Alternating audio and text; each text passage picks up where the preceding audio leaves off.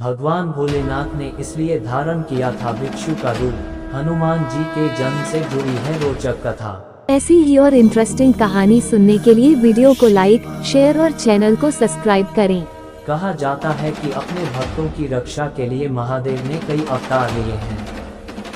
देवों के देव महादेव कहे जाने वाले शिव जी ने एक बार भिक्षु का भी वेश धारण कर लिया था।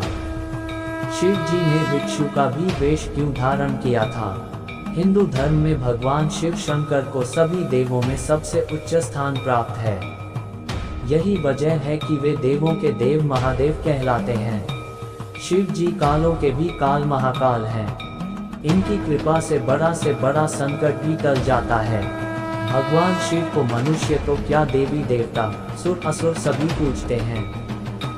माना जाता है कि भगवान शिव शंभु बहुत ही आसानी से प्रसन्न हो जाने वाले देव हैं। वे केवल भाव के भूखे हैं। यदि कोई श्रद्धा पूर्वक उन्हें केवल एक लोटा जल अर्पित कर दे तो भी वे प्रसन्न हो जाते हैं। इसलिए उन्हें भोलेनाथ भी कहा जाता है। कहा जाता है कि अपने भक्तों की रक्षा के लिए महादेव ने कई अवतार लिए हैं। देवों के देव महादेव कहे जाने वाले शिव जी ने एक बार भिक्षु का भी वेश धारण कर लिया था। शिव जी ने भिक्षु का भी वेश क्यों धारण किया था, चलिए जानते हैं। माता अंजनी ने की थी कठिन तपस्या। पौराणिक कथा के अनुसार केसरी और माता अंजनी काफी समय से संतान सुख से वंचित थे। संतान की प्राप्ति के लिए उन्होंने ऋषि मतन से उपाय पूछा। ऋषि मतन ने माता अंजनी को 12 वर्षों तक भगवान शिव की तपस्या और उपवास करने को कहा। वहीं ऋषि मतन की बात मानते हुए माता अंजनी ने बिल्कुल वैसा ही किया। उन्होंने शिव जी की कठोर तपस्या की। फिर तपस्या पूरी होने पर मतन ऋषि ने माता अंजनी को आशीर्वाद दिया कि शिव जी जल्दी ही आशीर्वाद देने आएंगे। भगवान शिव ने इसलिए धारण किया भिक्षु का वेश।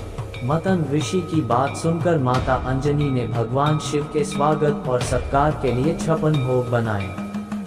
वहीं माता अंजनी की परीक्षा लेने के लिए शिव जी भिक्षु का वेश धारण कर पहुँचे। माता अंजनी ने भिक्षु को भोजन परोसा, लेकिन भिक्षु के रूप में शिव जी ने 56 भोग खाने की इच्छा जताई। माता अंजनी ने भिक्षु से कहा कि 56 भोग भगवान शिव के लिए है।